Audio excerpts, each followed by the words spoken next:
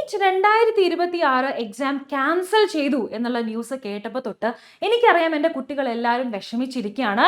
അതുപോലെ തന്നെ വിഷമിച്ചിരിക്കുകയാണ് ഞങ്ങൾ എല്ലാവരും. കാരണം എനിക്കറിയാം ഈ എക്സാം കഴിഞ്ഞ സമയത്ത് എനിക്ക് ഒരുപാട് മെസ്സേജസ് വന്നിട്ടുണ്ടായിരുന്നു എൻ്റെ കുട്ടികൾ പറഞ്ഞുകൊണ്ട്. അതായത് മിസ് എക്സാം എളുപ്പമായിരുന്നു, ബയോളജി നല്ല സൂപ്പറായിട്ട് എഴുതാനായിട്ട് പറ്റി, അതേ ക്വസ്റ്റ്യൻസ് PYQലുള്ള അതേ ക്വസ്റ്റ്യൻസ് വന്നിട്ടുണ്ടായിരുന്നു, നമ്മൾ ഡിസ്കസ് ചെയ്ത, അതായത് നമ്മൾ പല ലൈവുകളിലുമായിട്ട് ഡിസ്കസ് ചെയ്ത അതേ ക്വസ്റ്റ്യൻസ് വന്നിട്ടുണ്ട്, അതുകൊണ്ട് ഏറ്റവും നല്ല രീതിയിൽ എക്സാം എഴുതാനായിട്ട് പറ്റി എന്നൊക്കെ ഒരുപാട് പേര് എനിക്ക് മെസ്സേജ് അയച്ചിട്ടുണ്ടായിരുന്നു. അപ്പം ഇന്ന് രാവിലെ ഈ ഒരു ന്യൂസ് കേട്ട സമയത്ത് നിങ്ങളെപ്പോലെ തന്നെ വിഷമിച്ച ഒരാളാണ് ഞാനും. അതായത് എനിക്കും എന്ത് ചെയ്തിട്ടുണ്ട്, അത്ര തന്നെ വിഷമമായിട്ടുണ്ട്. അതായത് എൻ്റെ കുട്ടികൾ ഇത്രയും പഠിച്ച് ഇത്രയും കഷ്ടപ്പെട്ട് എക്സാം എഴുതിയതിന് ശേഷവും നിങ്ങൾക്ക് നിങ്ങളോട് ഒരു ഫെയർ ആയിട്ടുള്ള രീതിയിലാണോ ഈ ഒരു എക്സാമിനേഷൻ നടക്കാനായിട്ട് പോകുന്നത് എന്നുള്ളൊരു ഡൗട്ടും കാര്യങ്ങളൊക്കെ എനിക്ക് തുടക്കത്തിൽ കേട്ടപാട് തോന്നിയിരുന്നു. പക്ഷെ എനിക്ക് മനസ്സിലാക്കാൻ സാധിച്ചത്, നിങ്ങൾ ഇത്രയും നന്നായി പഠിച്ച് എക്സാം എഴുതിയിട്ട് വേറെ ഏതോ ഒരു കുട്ടി അല്ലെ മാൽ പ്രാക്ടീസ് നടത്തി നിങ്ങളെക്കാളും മാർക്ക് വാങ്ങി ആ കുട്ടിക്ക് MBBS സീറ്റ് കിട്ടുന്നത് ശരിയാണോ? അല്ല അല്ലെ. അപ്പം ഈ ഒരു ഇൻസിഡന്റ് നടന്നതിന് ശേഷം എനിക്ക് തോന്നി യെസ്, ഒരു നീറ്റ് നടക്കുന്നത് നല്ലതാണ്, സോ ദാറ്റ് എൻ്റെ കുട്ടികൾക്ക് അർഹതപ്പെട്ട സീറ്റുകൾ തന്നെ കിട്ടും.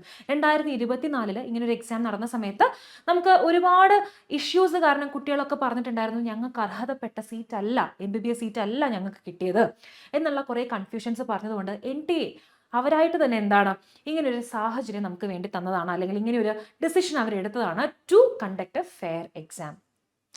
അപ്പം ഈ ഒരു എക്സാം ഇങ്ങനെ മാറ്റി എന്ന് അറിഞ്ഞപ്പോൾ തൊട്ട് എൻ്റെ കുട്ടികൾ ചോദിക്കുന്ന ചോദ്യമാണ്, മിസ്സേ ഇപ്പൊ നടന്ന എക്സാം ഈസി ടു മോഡറേറ്റ് ലെവലായിരുന്നു അല്ലെ?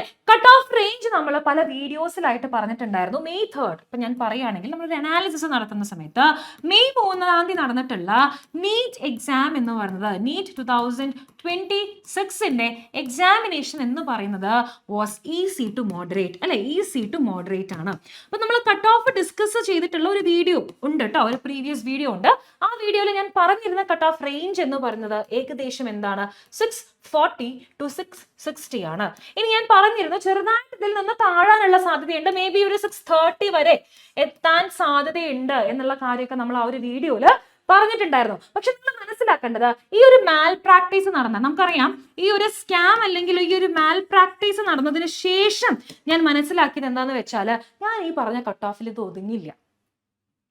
ഞാൻ ആദ്യം പറഞ്ഞ ഈ ഒരു കട്ട് ഓഫിലല്ല എൻ്റെ കട്ട് ഓഫ് നിൽക്കാനായിട്ട് പോകുന്നത്. ബിക്കോസ് എന്താണ്, മാൽ പ്രാക്ടീസ് വഴി ഒരുപാട് കുട്ടികളുടെ സ്കോർ കൂടാനുള്ള സാധ്യതയുണ്ട്, ഒരുപാട് 720 out of 720 വരാനുള്ള സാധ്യതയുണ്ട്, ഒരുപാട് 700 എബവ് സ്കോർ വരാനുള്ള സാധ്യതയുണ്ട്. അങ്ങനെയാണെങ്കിൽ ഇത് 630 ഒതുങ്ങില്ല മക്കളെ, ഏകദേശം ഒരു 670+ കട്ട് ഓഫ് പോകാനുള്ള സാധ്യത ഉണ്ടായിരുന്നു. നമ്മളിത് അറിഞ്ഞില്ലല്ലോ, നമ്മളിത് അറിയാതെ ഒരു ഫെയർ എക്സാം ആണെന്ന് കരുതിയിട്ടല്ലേ നമ്മൾ ഈ ഒരു കട്ട് ഓഫ് റേഞ്ച് പറഞ്ഞത്. പക്ഷേ ഇങ്ങനെ ആയിരുന്നെങ്കിൽ അതായത് മാൽ പ്രാക്ടീസസ് നടന്നിട്ടുള്ള ഒരു എക്സാം ആയിരുന്നെന്ന് ഞാൻ മുന്നേ അറിഞ്ഞിരുന്നെങ്കിൽ ഞാൻ നിങ്ങളോട് പറയാൻ പോകുന്നൊരു കട്ട് ഓഫ് 670 എബവ് ആയിരുന്നു.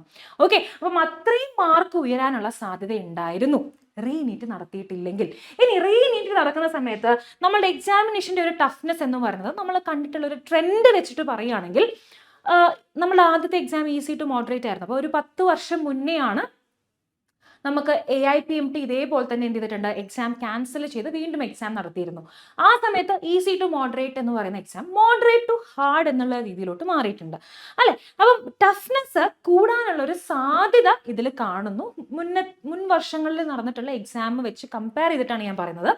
അതുപോലെ തന്നെ ജനറലി നമുക്കൊരു 3 sets of paper already ready ആയിരിക്കും. നിങ്ങൾ എക്സാം എഴുതാൻ പോകുമ്പോൾ അതിലൊരു സെറ്റാണ് നിങ്ങളുടെ കയ്യിലോട്ട് എക്സാമിനേഷൻ്റെ സമയത്ത് എത്തുന്നത്. അപ്പോൾ ഞാൻ വിചാരിക്കുന്നത്, നിങ്ങൾക്ക് ഇപ്പോൾ കിട്ടിയിരിക്കുന്ന സെറ്റ് ഈസി ടു മോഡറേറ്റ് ആണെങ്കിൽ ഇനി അവരുടെ കയ്യിലുള്ള സെറ്റുകളിൽ ഒരു പേപ്പറെങ്കിലും എന്തായിരിക്കും മോഡറേറ്റ് ടു ടഫ് ക്വസ്റ്റ്യൻസ് വരുന്നൊരു പേപ്പർ ആകാനുള്ള സാധ്യതയുണ്ട്. റൈറ്റ്. ആൻഡ് ഈ അനൗൺസ്മെന്റ് വളരെ വേഗം അവർ അനൗൺസ് ചെയ്തതുകൊണ്ട് തന്നെ, ആൻഡ് നിങ്ങൾക്ക് അഡ്മിറ്റ് കാർഡ് ഒന്നും എക്സാമിനേഷൻ സെന്റേഴ്സ് ഒന്നും മാറ്റിയിട്ടൊന്നുമില്ല, സെയിം എക്സാമിനേഷൻ സെന്റേഴ്സിലൊക്കെ തന്നെയായിട്ടാണ് എക്സാം നടക്കാനായിട്ട് പോകുന്നത്. അതുകൊണ്ട് തന്നെ അവരടുത്ത് തന്നെ ഒരു ഡേറ്റ് അനൗൺസ് ചെയ്യുകയും നിങ്ങളുടെ എക്സാം നടത്താനായിട്ട് ഉദ്ദേശിക്കുകയും ചെയ്യുന്നുണ്ടെങ്കിൽ, ഏകദേശം ഒരു 1.5 മാസത്തിനുള്ളിൽ അവർ എക്സാം നടത്താനായിട്ട് ഉദ്ദേശിക്കുന്നുണ്ടെങ്കിൽ ഓൾറെഡി അവരുടെ അടുത്ത് ഇപ്പോൾ ക്വസ്റ്റ്യൻ പേപ്പർ ഉണ്ടാകും. അതിനകത്ത് മോഡറേറ്റ് ടു ടഫ് ലെവലിലുള്ള ക്വസ്റ്റ്യൻസ് ആകാനാണ് സാധ്യത. അങ്ങനെ ആകുകയാണെങ്കിൽ എക്സ്പെക്റ്റഡ്, ഞാൻ പറയുകയാണ് ഇത് എക്സ്പെക്റ്റഡ് കട്ട് ഓഫ് ആണ് കേട്ടോ. എക്സ്പെക്റ്റഡ് നീറ്റിന്റെ കട്ട് ഓഫ് എന്ന് പറയുന്നത് കുറയാനുള്ള സാധ്യതയുണ്ട്. ഇന്ന റേഞ്ച് എന്ന് ഞാൻ പറയുന്നില്ല, എക്സാം കഴിയട്ടെ, അപ്പം നമ്മൾ അതിനെപ്പറ്റി ഡീറ്റെയിൽഡ് ആയിട്ടുള്ള വീഡിയോ ഇടുന്നതായിരിക്കും. പക്ഷെ ഞാൻ പറയാണ്, ഇപ്പം നിങ്ങൾക്ക് നടന്നിരിക്കുന്ന എക്സാമിനെ സംബന്ധിച്ച് നോക്കുന്ന സമയത്ത് കട്ട് ഓഫ് എന്താണ് കുറയാനുള്ള സാധ്യതയുണ്ട്. അതുകൊണ്ട് ഈ ബോർഡർ റേഞ്ചിൽ ഇരിക്കുന്ന കുട്ടികളെല്ലാവരും ഒന്ന് മെനക്കെട്ട് നല്ലപോലെ എഫേർട്ട് ഇട്ട് പഠിക്കുകയാണെങ്കിൽ മക്കളെ നിങ്ങൾക്ക് ഇത്തവണ തന്നെ MBBS സീറ്റ് ക്രാക്ക് ചെയ്യാൻ പറ്റുന്നതായിരിക്കും. ഓക്കെ, കട്ട് ഓഫ് കുറയാനുള്ളൊരു സാധ്യത, എക്സാം ടഫ് ആകാനും കട്ട് ഓഫ് കുറയാനുള്ളൊരു സാധ്യതയും ഇനി വരുന്ന എക്സാമിനേഷന് കാണുന്നുണ്ട് എന്നുള്ളത് എൻ്റെ കുട്ടികളോട് പറയാനായിട്ടാണ് ഈ ഒരു വീഡിയോ ചെയ്തിട്ടുള്ളത്. അപ്പോൾ അതിനനുസരിച്ച് നിങ്ങളുടെ പ്രിപ്പറേഷൻ സ്ട്രോങ് ആക്കുക. അതിന് വേണ്ടിയിട്ട് ഞങ്ങൾ എല്ലാവരും നിങ്ങളുടെ കൂടെ ഉണ്ടാവും. ഈ ചാനലിൽ അപ്ഡേറ്റഡ് ആയിട്ടിരിക്കുക.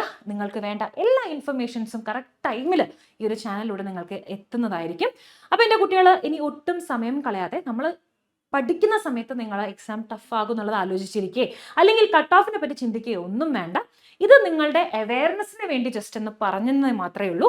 ഇനി നിങ്ങൾ ചെയ്യേണ്ട കാര്യം എന്ന് പറയുന്നത് ഈ ഒരു നിമിഷം തൊട്ട് എൻ്റെ കുട്ടികൾ പണ്ടത്തെ പോലെ തന്നെ നിങ്ങളുടെ പ്രിപ്പറേഷൻ സ്ട്രാറ്റജി ഏറ്റവും സൂപ്പറായിട്ട് മാറ്റിക്കൊണ്ടുവരിക.